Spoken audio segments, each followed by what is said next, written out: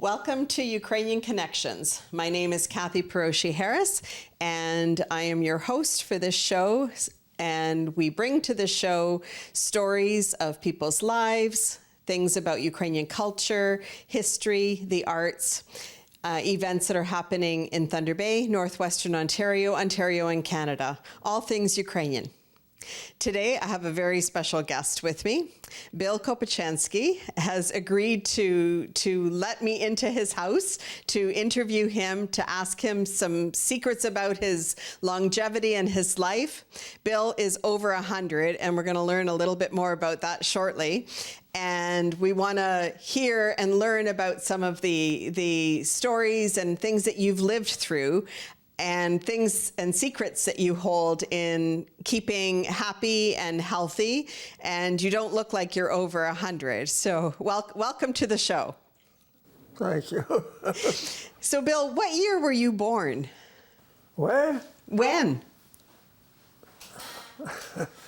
August 21st, 1921. 1921. So that means in August. So we're filming this show in July right now, but it will be aired in August. So the end of August, you're going to be 103. Is that right?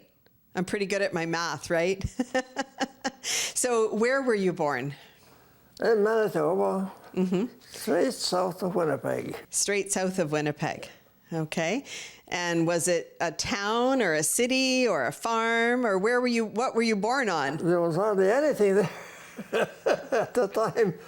Anyway. So tell me about how you were born. I think you told me a little bit of it earlier. Give us that story. Well, my parents were given land by the government, and they had to clear 2 acres of land a year to clear 4 acres, and then they get the title to that land. And when they were working out there, cutting wood or whatever trees, my mother said to my father that I'm coming.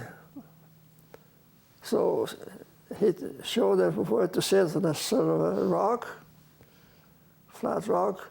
I went to get the, what you call it? The midwife? Midwife. Midwife, Went to get a midwife. In the meantime, he still stopped at her mother's place and told her what's going on. And he went on. By the time help came in, I was there already. So you were born on a rock, you said, outside of Gardington, Manitoba. Yeah. In 9 miles out, which became a town.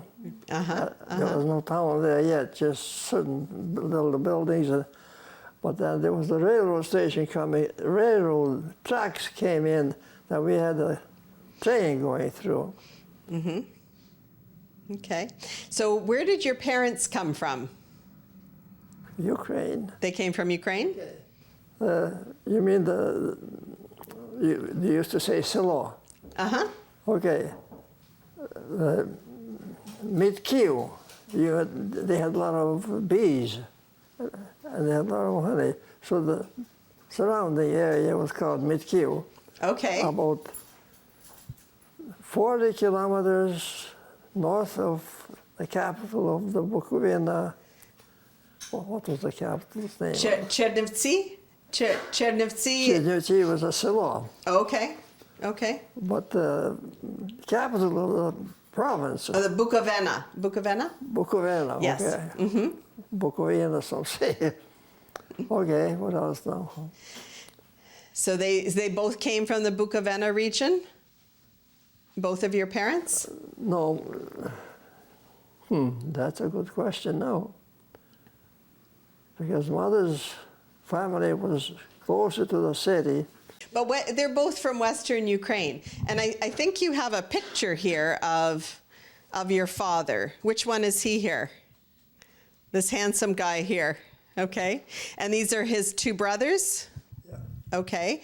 And did they all come from Ukraine at the same time? No, my father came first.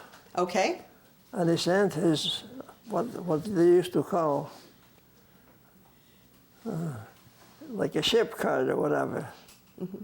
and he sent it back to, because this one was the older one, and they couldn't leave because he was of military age. So he sent his card that he gave on his name. Ah, so he could get out of the country. And how about the middle brother? When he came after as well? This brother here, this brother, did he come after? This one came, he was married already, he left the family. And the father coaxed him to come here, and he got a job on the railroad. Okay. Quetico. In Quetico. Yeah. Okay, yes. And I believe it's this fellow's Tsimbala that I have at the museum right now as part of the Ukrainian Matrix exhibit. This. Yeah, and he played violin. And he played violin. They're a bunch of musicians. Yeah. Yeah, yeah. But really they were farmers. That's what they used to survive. And then is this is a picture here of your mother? Yeah. Okay. And did they meet in Canada or did they meet in Ukraine? They met in Canada. In Canada? Yeah. Okay, okay. My mother was in diapers when her father and mother moved here. So her parents came over to Ukraine, to Canada, and she was born here. She was born. She was born there, but she was a baby. She was a baby. Yeah. Okay, okay. And what can you tell me about growing up on the farm in south of Winnipeg? There was no time for fun. It was all work. And we worked, and didn't hurt us. I'm still here. You're still here, yes. Almost 103, and you're still here. So that's a message for our viewers, that hard work doesn't hurt anyone. No, it doesn't. Overwork does. Like the hockey players, they go over and above their power. Oh, okay. But on the farm, you get tired, you stop. You don't have to keep pushing the puck. You learn how to, yeah, I guess you watch hockey, so you know that sport well. So what can you tell me about growing up later in life, when you were a teenager? What kind of stuff did you do? Well, to begin with, there was no school in that area until I was 8 years old. So they built the school. When I started school, I was 9 years old. Mm-hmm. And I left the school in 5 years. No. Anyway, I had 1 year of high school. 1 year, okay, okay. And was it easy going to school? Could you speak English? We had to. If you spoke Ukrainian, you go in a corner on your knees. Oh boy, you were punished for speaking your language. And punishment. Yeah. I think that was pretty common back in the early 1900s anyways, yes. Mm-hmm. Tell me, when you left Manitoba, where did you go, or when you left the farm? I left Manitoba in 1939 when the war broke out. And news got around that they're building planes in Fort William. Okay. So I went there. Okay. And I worked there for almost 2 years. I missed the farm, I missed the family. So I quit, and I didn't like shift work. So I quit and I went back thinking I'd be a farmer, but the Army called me in. So I was in the Army. Port of the Prairie was my basic training, and Nova Scotia, I forget the name right now, advanced training. They wanted to put me in infantry, and I said, no, why not? I said, if I see somebody pointing a gun at me, I'll let him pull it. I wouldn't pull the trigger on him. So they put me on cannons. So I had training on cannons in Nova Scotia. You want to hear how it's done? Sure. They had a balloon back of a plane, and the plane was flying, and a balloon over there. And we had to aim at the balloon. That was the training, how to use the cannon. Oh, wow. You get the enemy, hit the balloon. Hit the balloon. Back of the plane that flies across. That's dangerous, though, because what happens if you hit the plane? I don't think we blew any. And they put me in a projector. Okay. which was you get the plane and you get what that balloon is, and when somehow we have to aim, and when it's aimed at that balloon, I had to, from the predictor, I had to tell them, fire. And that's when they're firing, but I don't remember, I don't think we hit any balloons. No, no. So did you end up going overseas, or did you just make it through training? No, my mother got cancer. Okay. And the father had to go with her. He went to Winnipeg, he went to Thunder Bay, he went to Toronto. And Toronto told him they can't do nothing there, so he went to Rochester. And they couldn't do anything there. So mother passed away in I guess she was 43 or 44 years old. Mm-hmm. 1945? Yeah, okay. Okay. And so then, did you go back to the farm then? So then, my parents' plan was, because of my sister, my older sister, was married to a guy that was working in Ontario on the railroad. So somehow they got together, and my older sister married this guy, Panko. Okay. Have you heard of Panko? I use panko breadcrumbs, but I think that's spelled differently. Well, then when she died, no, they moved here. Mm-hmm. And the farm was left. So I said, okay, I'll keep farming as long as I can. And of course, I was in the army. So for a while, somehow my wife's sister had to help my sister work on the farm. Mm-hmm. And then I got leave of absence from the army to go on the farm. Mm-hmm. And I farmed there. Every 3 months I had to renew my leave until the war was over. Okay. Okay. I know the same situation with my family was they didn't have to serve in the war because they were farmers and they needed the food. They needed things to be grown in Canada. So to look after the Canadians as well. Yes. Tell me about your wife. How did you two meet? At a dance. At a dance. Was this in Manitoba? Yeah. Okay. I was 18 and she was 14, I guess. Okay. 4 years younger. Mm-hmm. I just saw her as a kid there, giggling in a corner with other little girls. And there was sort of a dance, like they used to clean out the big room in a house, take all the furniture to the kitchen, whatever, stack it up for that night, and that's where the dance was. Okay. There was no halls. And what kind of music did you dance to? What? Polkas, the polkas and waltz, and what was the other one?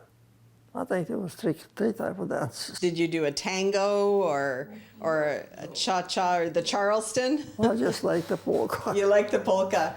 The best dance I ever liked was, what's that dance? The butterfly? There's a chateau and the butterfly. Okay, you had a lady on each arm. Okay. Butterfly. The butterfly, yeah. That was my dance. Because you always had two girls on your hands. I never missed a butterfly dance. The butterfly, okay. That was your favorite. Good, good. So how many people would they fit in one of these rooms and when you had the dances? It sounds like it could be very crowded. 30. 30, okay, Yeah. okay. And this was just somebody's farmhouse where they had it. Farmhouse. Okay, okay. And was it live musicians? Yeah. Okay. Yeah. Yeah. Did you play any instruments? I took lessons, but it didn't work for me. It didn't work for you. Okay. It doesn't work for everybody. No. Mm-hmm. My father's older brother was supposed to play the violin. They had somebody coming, give him lessons, and my father was listening and watching. And that his older brother, wasn't able to make it. But my father, when the guy instructor left, and my father would pick it up and try it. And he became a violinist. He could play. When he played, nobody was sitting. Oh, that's wonderful. Yeah. So I took lessons. It didn't work for me. no. I'll tell you about my sons. He had a daughter and a son. And they, because I had my father's violin, so they took lessons. So the daughter, my granddaughter, can play the violin. She played at concerts. And my brother, her brother, or my Grandson. anyway, Your grandson? he took grandson took lessons and they couldn't make it. No? Not everybody can play it. No, no. Doesn't matter how hard you try. If it's not in you, you can't do it. Well, and we always need people to do the butterflies, so you have to have people dancing to the music too. So you were the dancer. Yeah. So when did you get married? How old were you when you got married? You were 18 when you met your wife. I was 22 and she was 18. 18, okay. And then did you stay in Manitoba then, or is that? Yeah. Yeah, okay. We tried to farm. Uh-huh. Or we went out. We couldn't make enough feed or hay for the cattle. Mm-hmm. For 2 years, you have to cut down on your cattle, keep less because there's not enough feed. Mm-hmm. So the second year, my friend says, "You're working too hard and you're not getting anywhere. I'll find you a job in Fort Francis." Okay. So we sold out. Mm-hmm. Went to Fort Francis. Okay. And he was a cook in a restaurant, my friend. So he gave me the job. So I cooked there, 50, how many years? Anyway, we had 4 kids already. Uh-huh. So they weren't paying very much, and then the mine opened up in Atikokan, so we moved there. Mm-hmm. I worked there 19 years Okay. at the mine. Okay. And then where'd you go after the mine? We moved here, Okay. and I had a job here and there, driving a delivery truck, different things. But we tried a grocery store, corner store. Mm-hmm. That was a lot of work for a little bit of pay. Mm-hmm. Well, the two of us worked 10 hours, and we figured out how much we made. It was $2.50 an hour. So we sold it. Mm-hmm. And I got a job finally at the psychiatric hospital. Mm-hmm. But since I had some warehouse experience from the mine, Mm-hmm. I got the job at the hospital. Okay. Okay. In the inventory and supplies chain. Yeah. Mm-hmm. Okay. So how many children do you have? 6. 6. Yeah. Wow. That was a lot of mouths to feed. We had 4. Uh-huh. That's a good story. We had 4 kids, and when the youngest of the 4 was 12, my wife says to me, "You know, David, in about 2-3 years' time, he'll be leaving because the other ones are going to Thunder Bay to further education. David will leave. It'll be an empty shell, empty. Not empty. An empty nest? Empty nest. Mm-hmm. So I'd like to adopt 2 little girls." Mm-hmm. And I was going to work already, so I says, "We'll talk about it later." She never talked about it to me again. And then she had 2 little girls. Oh, okay. Glory and Donna. 12 years after David, she had, she had her own set of counted. So are they twins? Your last 2 daughters, were they twins? No. No. Okay. What, year and a half apart. Year and a half apart. Okay. Okay. So we have one of them here in the studio, but she doesn't want to be on the TV. So what kind of things can you tell me what you did for fun when you were with all these children and your wife and moving from different towns, Fort Francis to Atacocan?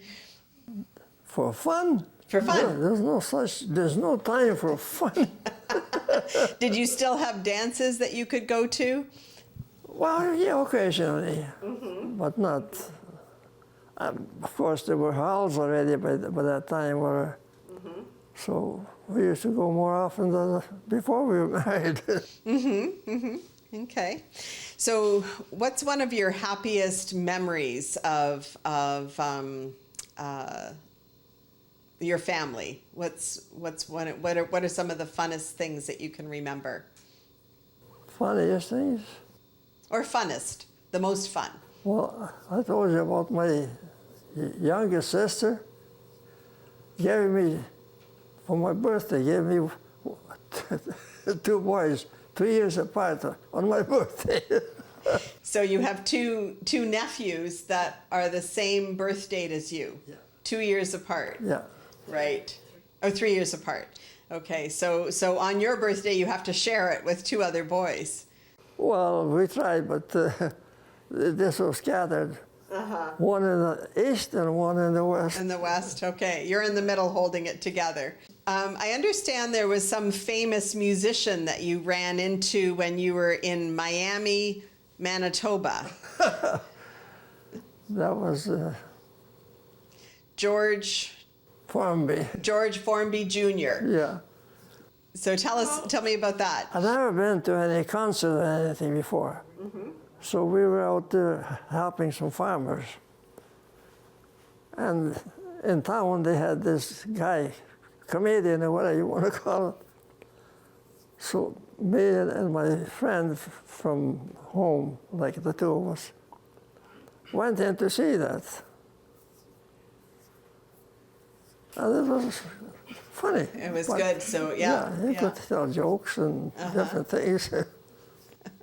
So I looked this musician up. He was an actor and a musician from the 1930s and 40s, and I read that the BBC took him off the air because his jokes were a little bit risque for the time, but I can see him being very funny. So that would have been a lot of fun. Yeah. Yes. So when you settled in Thunder Bay, did you grow a garden at all? Did you have a little farm here? We finally ended up on a farm, yes. After how many years? 20. After 20 years? So it was 40 acres. Okay. And I had a garden that was almost 2 acres. Wow. And we went to farmer's market. I was retired already, 65.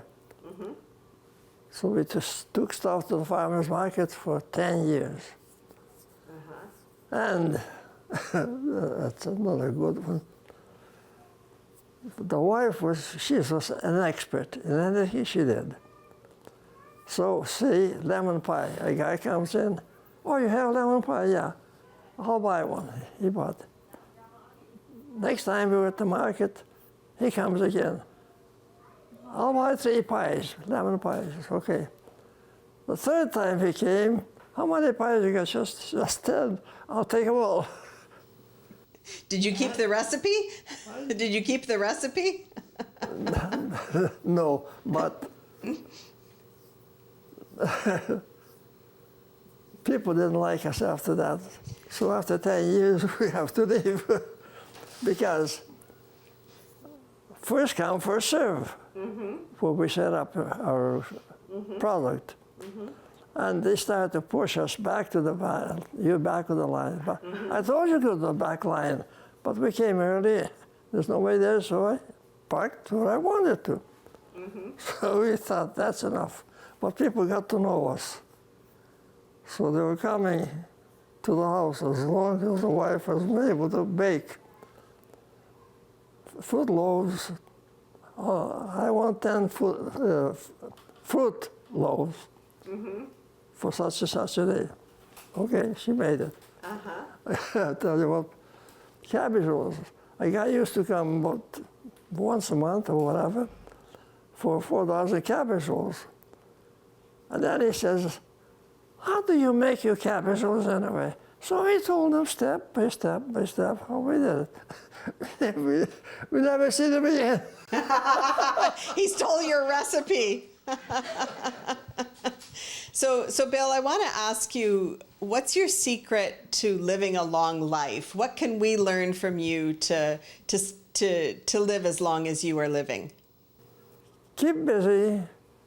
Don't overeat. Eat as much as you should. Don't just because it's good, I'm going to keep pushing it in. That's number one. Okay. Another thing, you got to work. You renew your energy. If you work your energy off, you're tired and that, you eat and you renew your energy. And it rebuilds new energy. Okay. And it keeps you going. Okay. That's what I figure it is.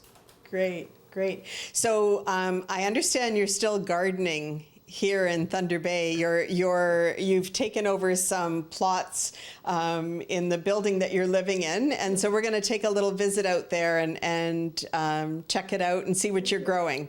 So welcome back to Ukrainian Connections, and we are outside of the condo that Bill is living in, and he has taken over quite a nice garden space here to grow some garden. So Bill, can you tell me what you've got growing here?